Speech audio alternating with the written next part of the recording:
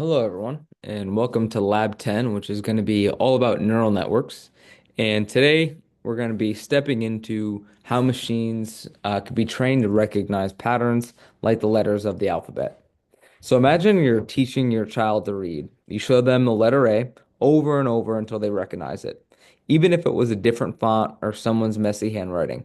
That's basically what we're doing with computers today, training them to recognize patterns in data, starting with something simple like printed letters.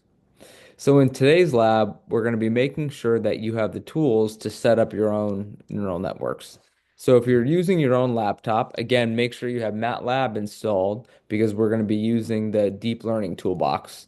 And if you're using a lab computer, you just need to log in and open the files that we provide because this will already be installed on MATLAB. And again, I would recommend using the lab computers just because I think for the sake of reproducibility and getting everyone on the same page, this will probably be the easiest thing to do.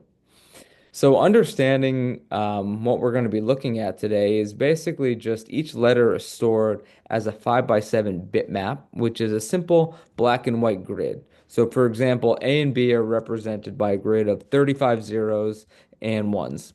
And you're going to visualize them. And you're going to be taking screenshots. And I want you to begin to think about how these might be learned by a machine. So the next thing you'll be doing is actually be creating your own neural network. So in this MATLAB script here, we have all the code necessary that's going to be allowing you to create and train your own neural network.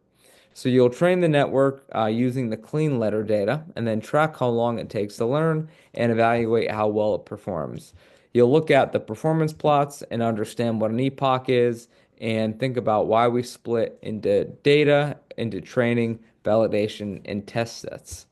So some real world applications. Again, real world data isn't perfect. I can attest this from a lot of the data that I use. Even though you might have really great training data sets, once it comes time to the testing data set, things can get messy really quickly. So letters vary in handwriting, size, and clarity. So to simulate this, you're actually going to train a second network using these noisier versions of the same letters.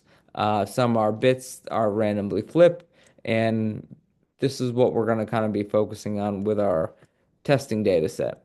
And the second network is probably going to take a little bit longer to train because it might behave a little bit differently when tested. So just keep that in mind.